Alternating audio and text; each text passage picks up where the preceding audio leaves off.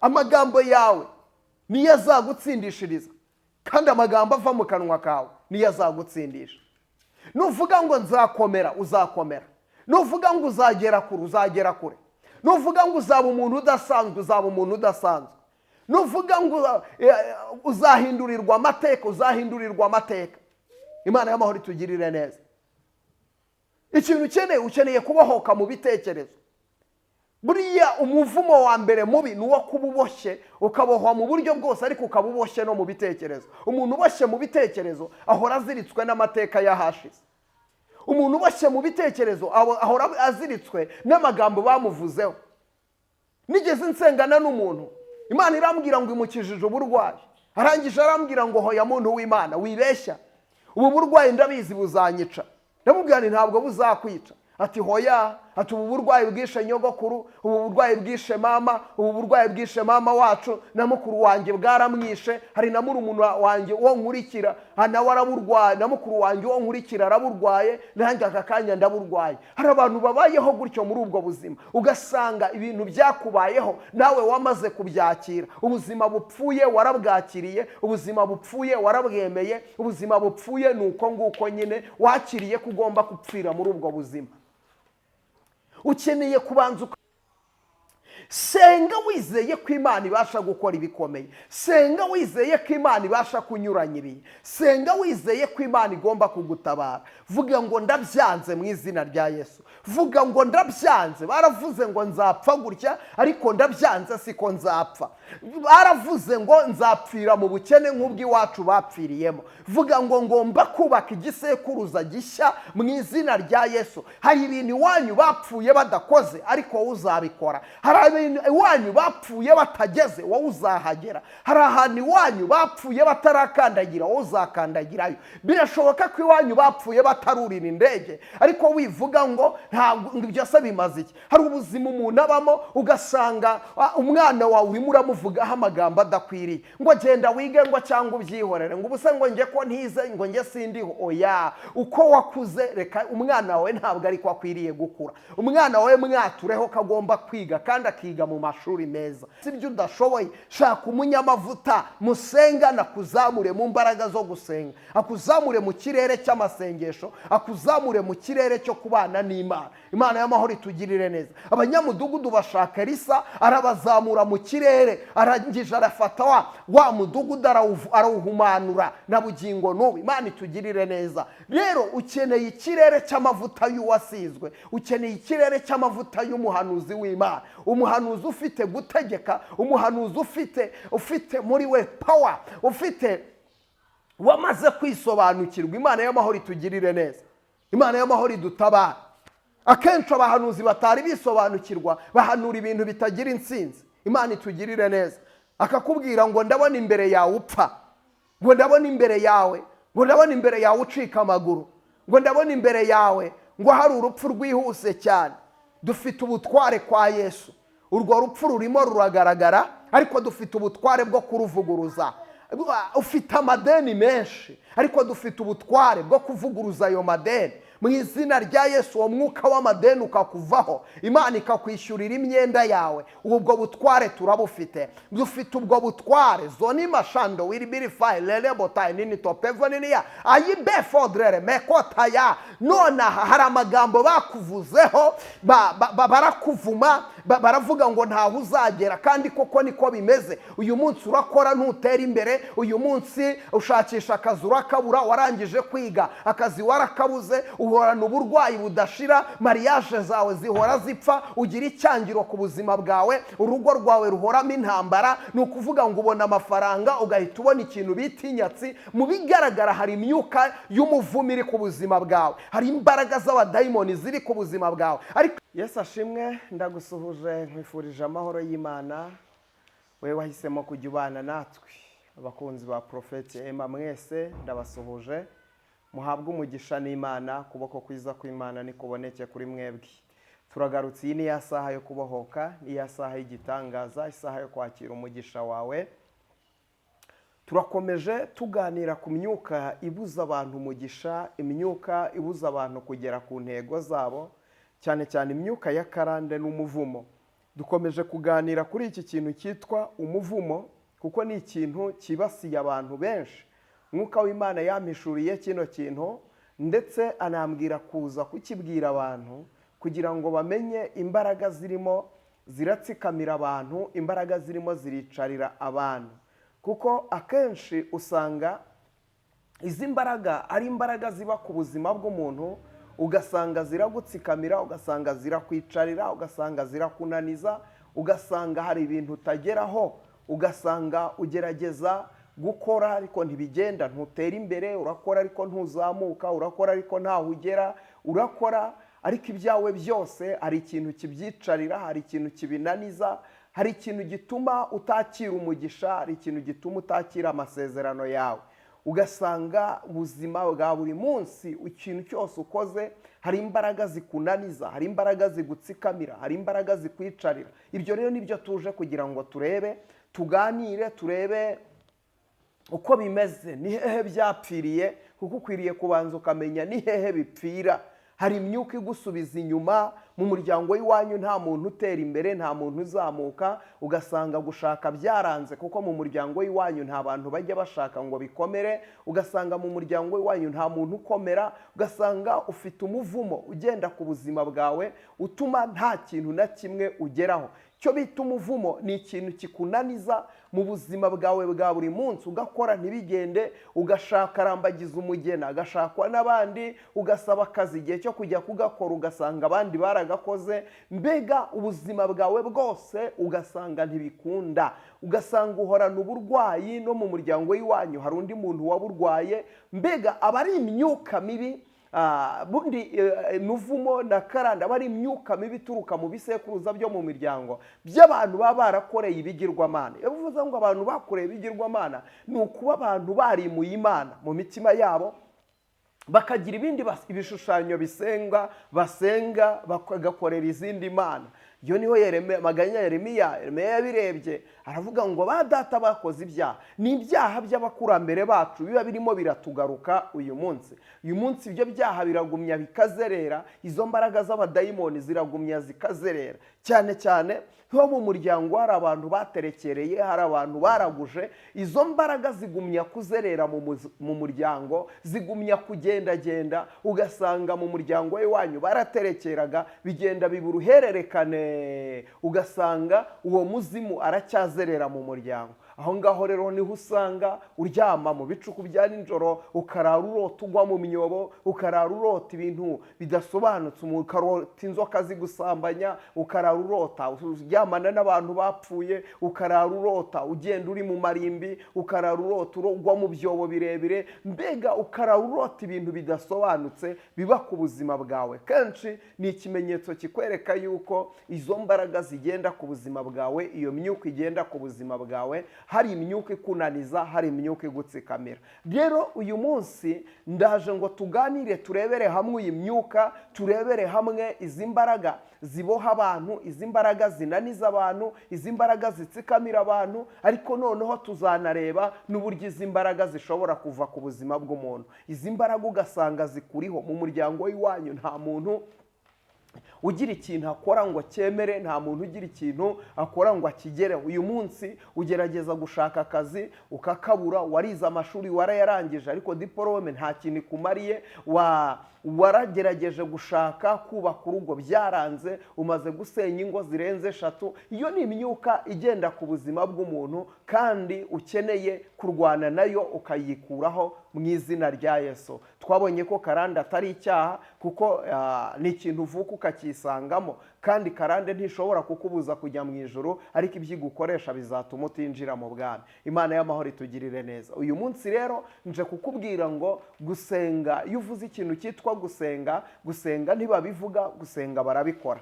Gusenga ntibabivuga, gusenga barabikora. Ukeneye gusenga, ntubivuge, wibivuga, bikore. Imana itugirire neza. Akenshi ibyo umuntu avuga, hari igihe uvuga ibintu bikarangira bitabaye. Rero ikintu ujye ukikora aho kugira ngo ukivuge. Imana y'amahoro itugirire neza. Rero data bishimire, data akomeze kubiyereka, data akomeze kubigaragariza, amaraso ya Yesu Kristo akomeze kuboneka kuri mwebwe, umugisha wera w'Imana ukomeze kubagaragaraho mu izina rya Yesu Kristo. Uyu munsi rero tugiye kuganira ikintu cyitwa umuvumo. Akenshi hari abantu bisanga mu muvumo, ukisangaho umuvumo wo kudatera imbere, ukisangaho umuvumo wo kutabyara, ukisangaho umuvumo wo kudashaka, ukisangaho umuvumo w'indwara yakubayeho akarande. Burya hari n'imivumo, hari indwara ziba ari imivumo. Imana y'amahoro itugirire neza. Iyo usomye igitabo cy'Abami ba kabiri ibice 2 ku murongo wa 19, haravuga ngo bukeye abanyamudugudu babwira Elisa bati, dore uyu mudugudu buryo uri heza nk'uko ubireba databuja, ariko imyaka yaho irarumba ndetse n'amazi yaho ararura. Uyu mudugudu n'umudamu wasamaga inda ari muri uwo mudugudu ngo inda yavagamo. Imana y'amahoro itugirire neza. Umuntu wasamaga inda ari muri uwo mudugudu, iyi nda yavagamo. Rero ngo barabimenya, bamenya ko ari umuvumo, kuko uyu muvumo waturukaga kuri Yosuwa, kuko uyu mudugudu uvugwa hano ni Yeriko. Iyi Yeriko yavumwe nande? Iyi Yeriko yavumwe na Yosuwa. Yosuwa niwe wavumye iyi Yeriko, arayivuma, arayibwira ngo havumwe umuntu. Imana y'amahoro itugirire neza. Havumwe umuntu uzagerageza kubaka uno mudugudu, agishingira ufatira azapfusha umwana we w'imfura, agishyiraho ibikingi by'amarembo azapfusha umuhererezi we. Ibyo ngibyo biraba, ibyo ngibyo arabivuga, uwo muvumo uragenda, uwo muvumo urakura. Umuvumo ni iki rero? Ni amagambo aba yaravuzwe n'abatubanjirije kera. Hari imivumo buri iba ku buzima bwawe ituruka ku magambo abantu bakuvugaho, bakakubwira ngo ntacyo uzimarira, bakakubwira ngo ntaho uzagera. Hari abakubwiye ngo uzapfura imbwa, hari n'uwakubwiye ngo ntabwo uzigera ushaka kiriho. Ukeneye kurwana n'uwo muvumo ukavuguruza ayo magambo. Imana y'amahoro ishimwe cyane. Ukeneye kuvuguruza ayo magambo, kubera ko ijambo ry'Imana ryo rirambwira ngo ingororano y'abantu bubaha Uwiteka. Nyumva neza, ingororano y'abantu bubaha Uwiteka, ubukire, icyubahiro, ubugingo. Muri ayo magambo rero nta gukenyuka kurimo, muri ayo magambo nta kubimbwa kurimo, muri ayo magambo nta gupfa ntacyo wimariye kurimo, muri ayo magambo nta kuzaba umusazi kurimo. Kubera yuko umuririmbyi yuzuye umwuka aririmba aravuga ngo kwa Yesu dufite ubutware ndetse dufite n'ubushobozi iyo twizeye amagambo ye nk'uko yayatubwiye. Uyu muririmbyi aravuga ngo ku musaraba haturuka iriba rimara inyota, twahanywereye amazi meza.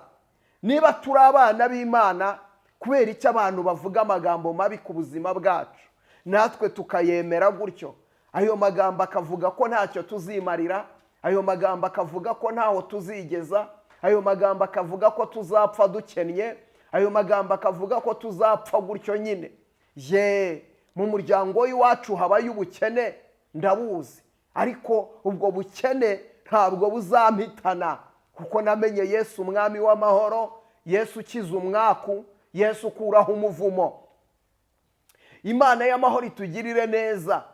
Ukeneye kurwana n'ayo magambo bakuvuzeho avuga ngo ntacyo uzimarira, avuga ngo ntacyo uzigezaho. Ayo magambo barayavuze, ariko niba barayavuze, rwana n'ayo magambo uyikureho, urwane n'ayo magambo, kwivane muri ubwo buzima bavuga ngo uzabupfiramo, wivane muri ubwo buzima bavuga ngo ntacyo uzimarira, wivane muri ubwo buzima bavuga ngo ntacyo uzigezaho. Imana y'amahoro itugirire neza. Baravuga ko ntacyo uzigezaho, ariko nawe wibyemera gutyo.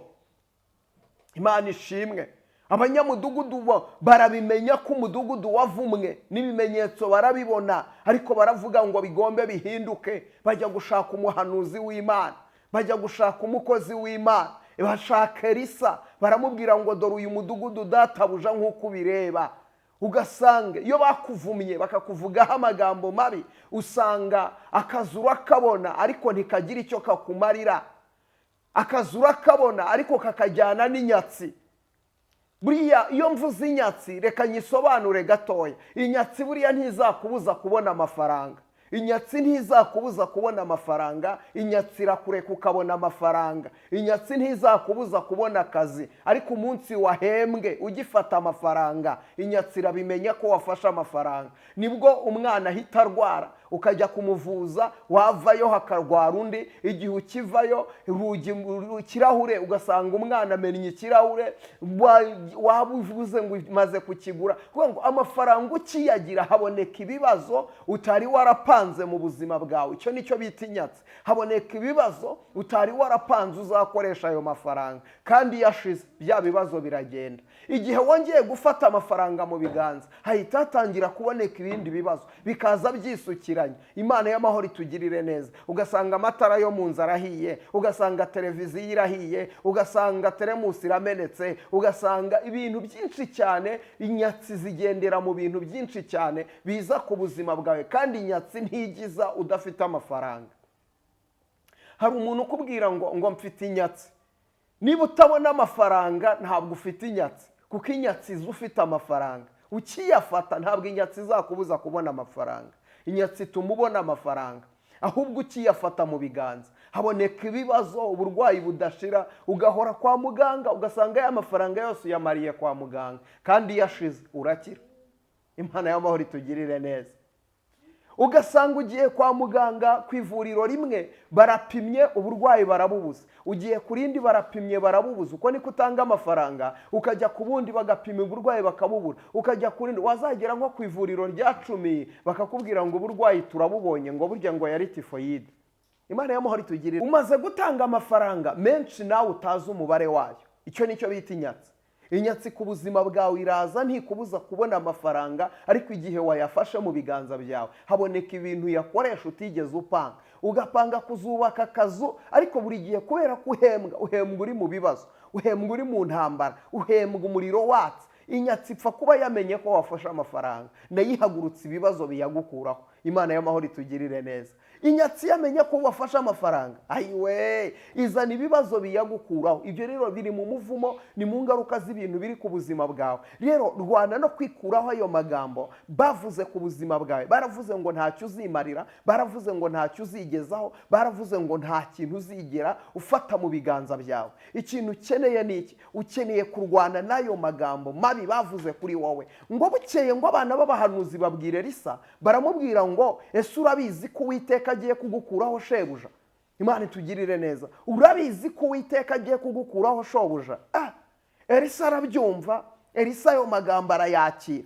Ariko Elisa kuko yarazi aho ajya, arwana no gukuraho ayo magambo abana b'abahanuzi barimo bamuvugaho. Aravuga ngo ye ndabizi ariko ni muceceke. Imana y'amahoro ishimwe cyane. Aravuga ngo ye ndabizi ariko ni muceceke. Abana b'abahanuzi barimo bamubwira ngo urabizi ko Uwiteka agiye kugukuraho shobuja. Hari abantu baguca intege bakakubwira ngo urabizi ko ubwo bukene buzaguhitana. Hari abantu baguca intege bakakubwira ngo urabizi ko ubwo bushomeri buzaguhitana. Hari abantu baguca intege bakavuga ngo nubwo wagiye ariko ntuzigera ubabanaho. Bagahora baguteza ibirozi, bagahora bohereza nyabingi, bagahora bohereza imizimu. Ugasanga uhora urwaye umutwe udakira, ugasanga uhora urwaye umugongo udakira, ugasanga uhora urwaye amaguru adakira, ugasanga uhora mu madeni. Niwe muntu ugira amadeni menshi kandi urakora. Imana itugirire neza. Ugasanga baguteza abadayimoni mu buryo bwose bushoboka, bakunaniza abantu badashaka kugira ikintu ugeraho, kandi bagahora bashaka kukuvugaho amagambo yo kuguca intege, bagahora bashaka kukuvugaho amagambo yo kukunaniza, amagambo yo kuguharasinga, kubwira ntaho uzagera, nta kintu uzimarira. Ariko ijambo ry'Imana Yeremiya, muri Yeremiya, Imana y'amahoro itugirire neza, iri jambo ry'Imana riboneka muri Yeremiya 5:14. Aravuze ngo nicyo gituma Uwiteka Imana Nyiringabo ivuga itya iti. Ubwo bavuze iryo jambo, ni bande bavuze iryo jambo? Yeremiya 5:14 aravuze ngo ubwo bavuze iryo jambo. Ni bande bavuze iryo jambo? Hari ijambo bakuvuzeho, bari kwaturaho, barakuvuma. Hari umuvumo bavuze, bavumye ubuzima bwawe. Hari umuvumo bavumye ngo ntuzashaka. Hari umuvumo bavumye ngo ntuzabyara. Hari umuvumo bavumye ngo ntuzigera utera imbere. Hari umuvumo bavumye ngo abana bawe ntaho bazagera. Hari umuvumo bavumye ngo uzahora wicaye aho ngaho hamwe, ntabwo uzigera uhahaguruka. Imana y'amahoro itugirire neza. Akenshi usanga hari imivumo abantu bavumiye ubuzima bwawe, ugasanga baragutega iminsi kuko wuriye indege ukajya i Burayi, barakuvuma ngo uzongera ugaruke kubera yuko babikubwiye, nawe ugahora iryo jambo rikurimo ngo baravuze ngo nzongera ngaruke. Iryo jambo rigahora rikurimo ngo baravuze ngo nzagaruka, ngo baravuze ngo sinzabyara. Nukuvuga ngo bikakuba mu mutwe nk'isereri, wikwemera ayo magambo ubwo bavuze iryo jambo. Imana y'amahoro itugirire neza. Uwiteka Imana Nyiringabo nawe yarabyumvishe ko bavuze iryo jambo. Nawe yarabyumvishe ko bavuze ayo magambo ku buzima bwawe. Bavuze amagambo mabi ku buzima bwawe. Bavuze amagambo yo kuguca intege. Bavuze amagambo yo kugusubiza hasi. Bavuze amagambo yuko bazakwica. Bavuze amagambo yuko batazatuma ubaho. Bavuze amagambo yuko utazatera imbere. Baravuga ngo urashatse ariko ntibizamara kabiri. Baravuga ngo urashatse ngo ariko ngo nejo ukavayo. Bavuga amagambo, baravuga ngo wize amashuri ariko ntacyo azakumarira. Baravuga ngo nubwo wabyaye abana ariko ntibazigera bagira ubwenge mu ishuri. None ijambo riravuze ngo nicyo gituma Uwiteka Imana Nyiringabo ivuga itya iti ubwo bavuze iryo jambo. Banza umenye ngo ni bande bavuze ayo magambo. Hari abantu bavuze amagambo mabi ku buzima bwawe. Hari abantu bavuze amagambo mabi ku muryango wawe. Vuguruza ayo magambo mu izina rya Yesu. Rwana intambara yo kuvuguruza ayo magambo. Reka nkubwire, kuki wemera kuguma mu muvumo? Kuki wemera kugumya kwicara muri uwo muvumo? Ijambo ry'Imana ndarikunda cyane mu gitabo cy'Abami, ngo bukeye ngo ababembe baricara baravugana bati iki twicaza aha kugeza igihe tuzapfira niki? Iki kwicaje muri uwo muvumo kugeza igihe uzapfira niki? Iki kwicaje muri izo mbaraga za karande kugeza igihe uzapfira niki? Ukeneye gufata icyemezo kivuguruza amagambo bavuze ku buzima bwawe. Ukeneye gufata icyemezo kivuguruza imitongero batongereye ku izina ryawe. Ijambo riravuze ngo nicyo gituma Uwiteka Imana Nyiringabo ivuga itya iti ubwo bavuze ayo magambo, ubwo bavuze iryo jambo. Imana y'amahoro itugirire neza. Uwiteka Nyiringabo Imana byamugezeho nawe yarababaye, aravuga ngo dore nzabahindura inkwi. Haleluya. Ubwo bavuze ayo magambo, Uwiteka Nyiringabo Imana aravuze ngo dore nzabahindura inkwi. Imana idutabara.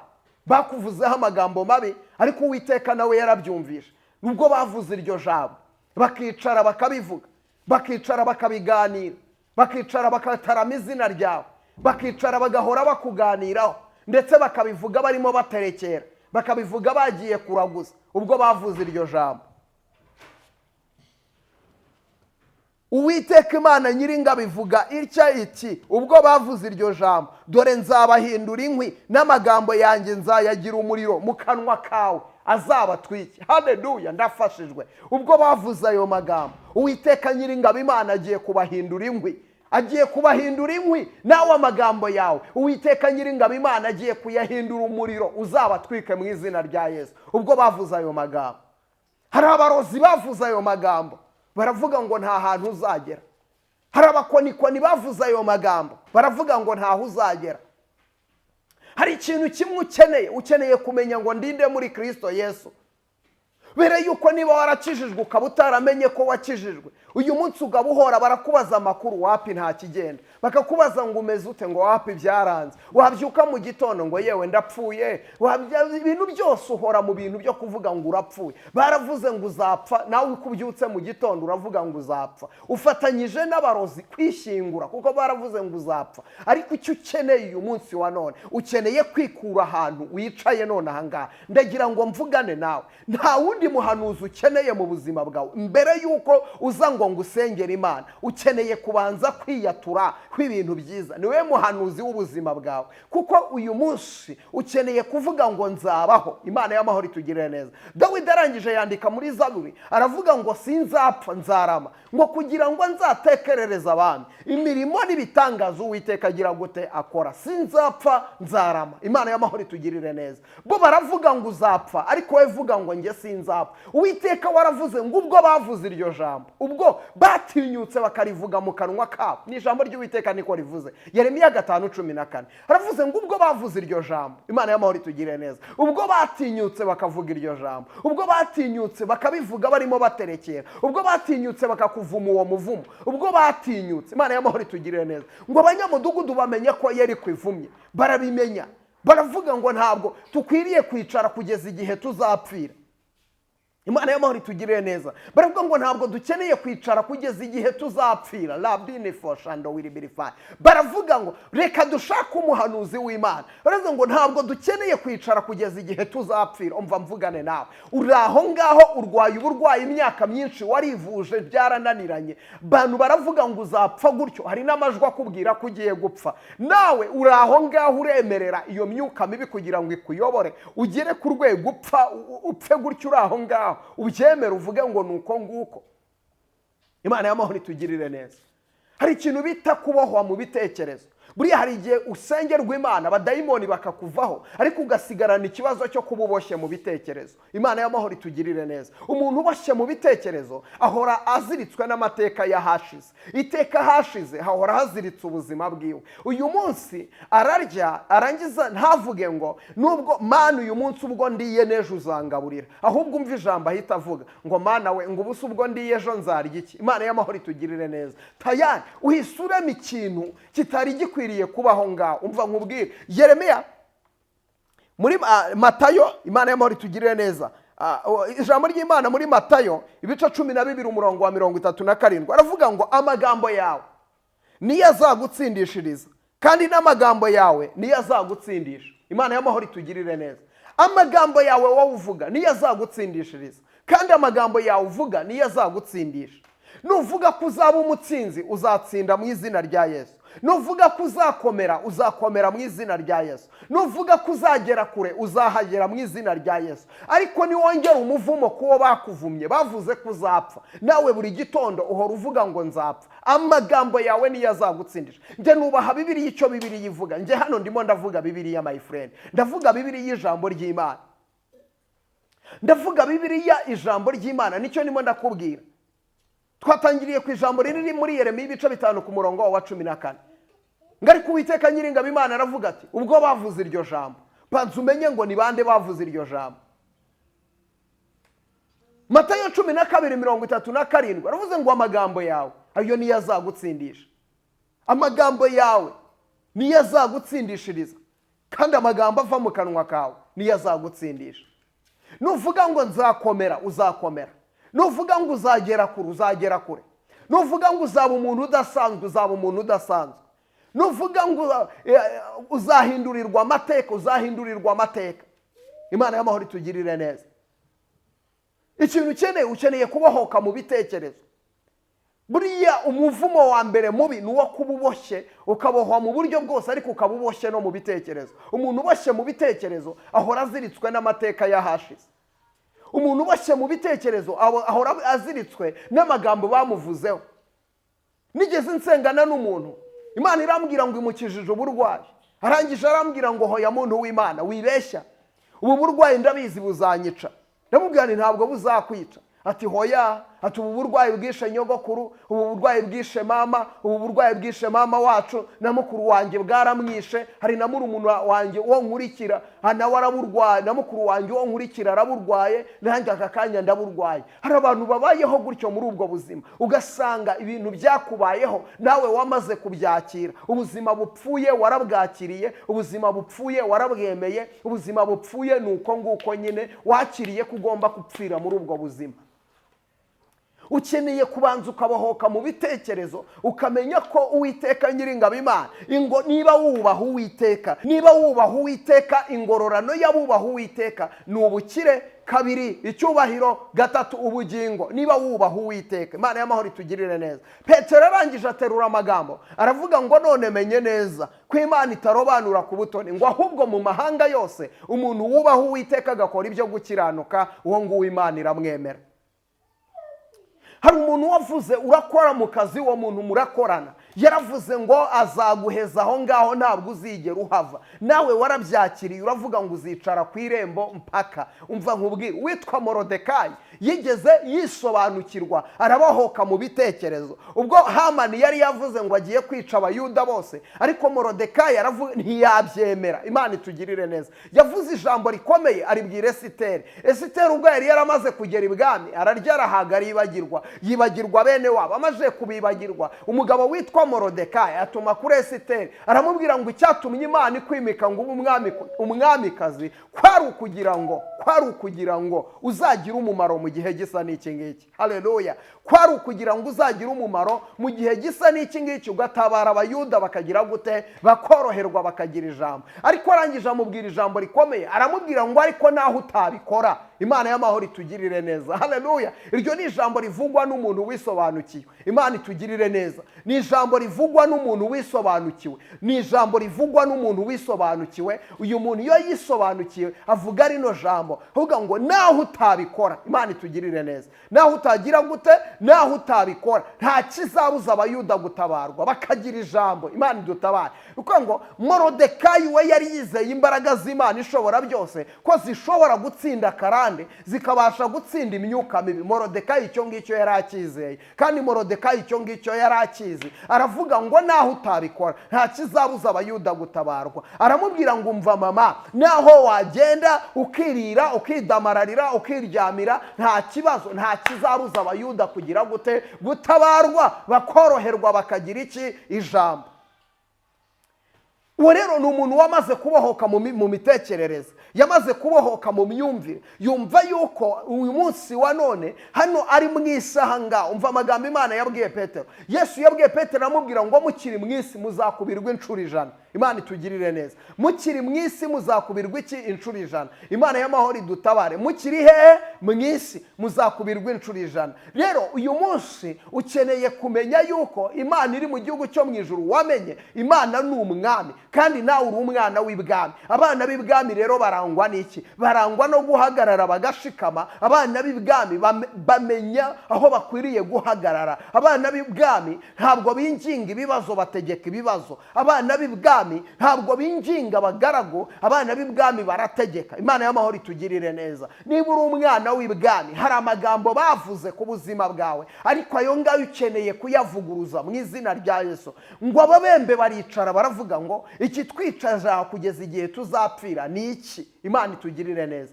Ese wowe iki kwicaje aho kugeza igihe uzapfira ni iki? Wagiye mu bapfumu ntacyo utakoze ku bw'ubwo burwayi. Wagiye mu bapfumu ku bw'abana bawe ntacyo utakoze, byose byaranze. Wagiye mu bapfumu ku bw'urugo rwawe ariko ruranga rugasenyuka. Ariko ndagira ngo mvugane nawe, iki kwicaje aho kugeza igihe uzapfira ni iki?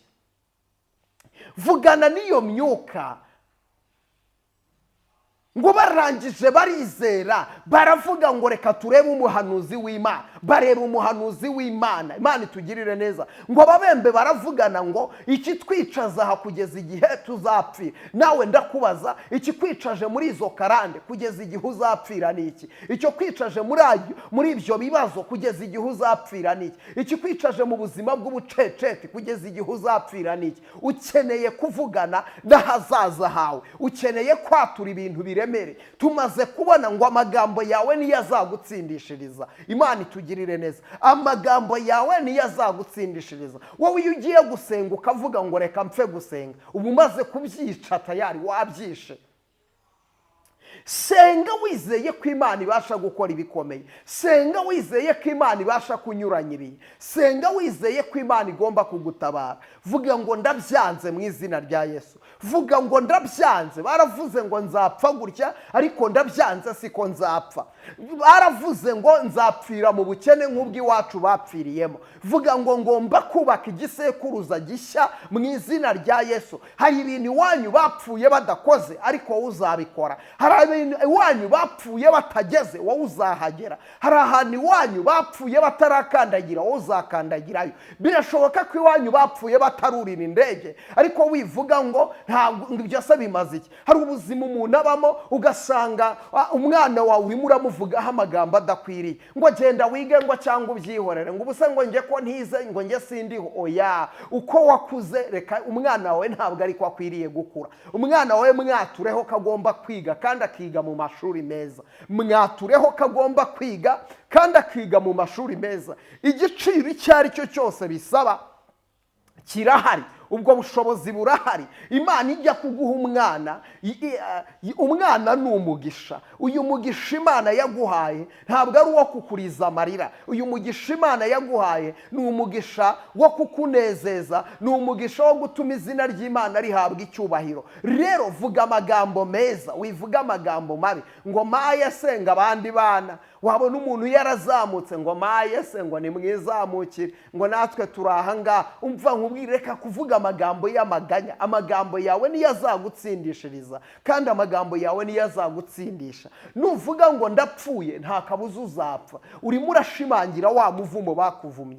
Uruvuga ngo ubuse ngo nzabyara, ngo majengo gute akazi icyizere. Hora uvuga ngo nzabyara mu izina rya Yesu. Hora uvuga ngo nzabyara mu izina rya Yesu. Vuga ngo nzakoresha mariage mu izina rya Yesu. Vuga ngo nzaba umutsinzi mu izina rya Yesu. Vuga ngo nzagera kure mu izina rya Yesu. Kandi uyu munsi ibyo udashoboye, shaka umunyamavuta musenga nakuzamure mu mbaraga zo gusenga, akuzamure mu kirere cy'amasengesho, akuzamure mu kirere cyo kubana n'Imana. Imana y'amahoro itugirire neza. Abanyamudugudu bashaka Elisa, arabazamura mu kirere, arangije arafata wa mudugudu arawuhumanura na bugingo n'ubu. Imana itugirire neza. Rero ukeneye ikirere cy'amavuta y'uwasizwe, ukeneye ikirere cy'amavuta y'umuhanuzi w'Imana, umuhanuzi ufite gutegeka, umuhanuzi ufite muri we power, ufite wamaze kwisobanukirwa. Imana y'amahoro itugirire neza.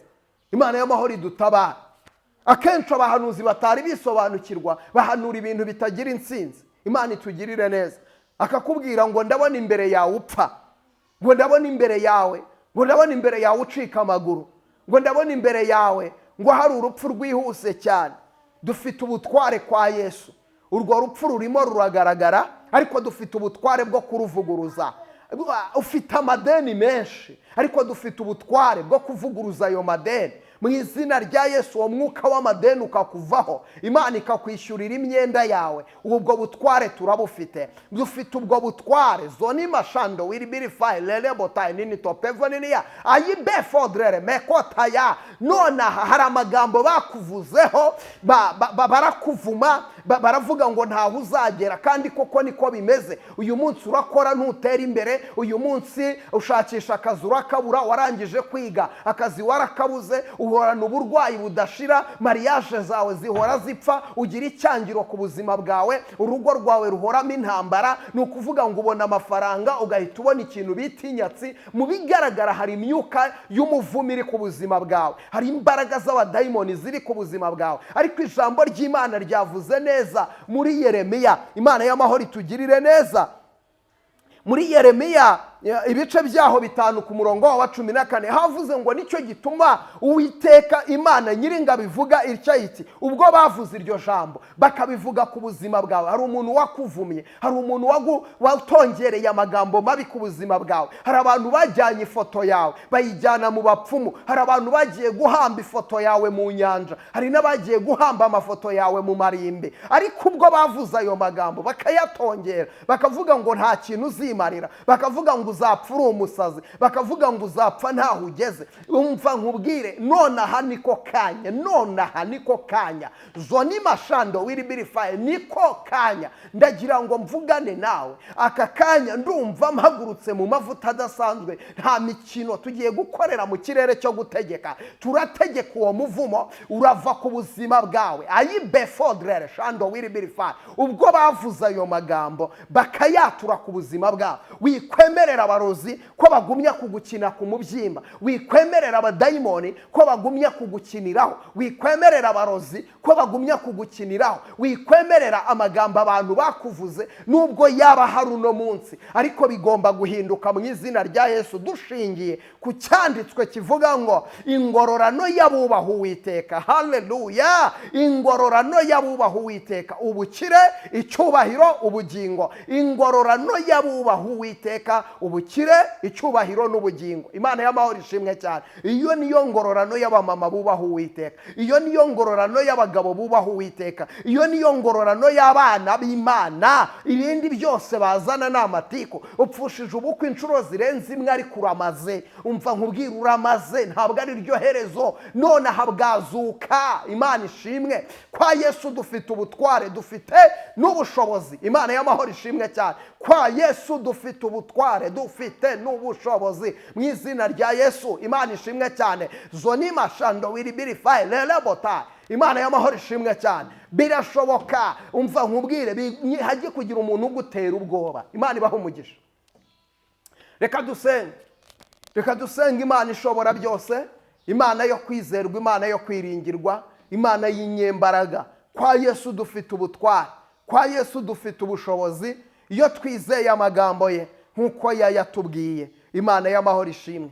Rero ndasoje ikiganiro, reka ngicumbikira aha ngaha. Nari mvuze ngo ukeneye kubohoka mu mitekerereze. Benshi kwiriye kubohoka. Iyo uboshye mu bwonko bwawe, abarozi baravuga ngo uzapfa nawe, nawe ukavuga ngo koko nzapfa nabi, kubera ko uraboshye mu bitekerezo. Uboshye mu bitekerezo. Hari igihe tugusengera Imana ukabohoka, ariko ugasigara uboshye mu bitekerezo. Uri imbohe y'amateka yahashize, uri imbohe y'amateka y'ibyarangiye. Ibyo wanyuzemo bigahora bikubera imbogamizi yo gusingira ejo hazaza. Ibyo wanyuzemo bikubera imbogamizi. Ibi bitekerezo niba ujya ubigira, tandukana n'ibi bitekerezo, wakira igitangaza cyawe mu izina rya Yesu. Imana iguha umugisha. Data, mu izina rya Yesu ndagushima. Nitwizera ijambo ryawe, tukizera icyo wavuganye natwe, nta kabuza kizasohora mu izina rya Yesu. Uri umwami w'abami, uri rubasha kandi ubasha byose. Tegeka byose birakumvira, maze twinjire mu gitangaza cyacu no mu mugisha wacu. Urakoze Kristo. Amen. Imana iguha umugisha. Reba nimero yanjye hasi aho kurekara.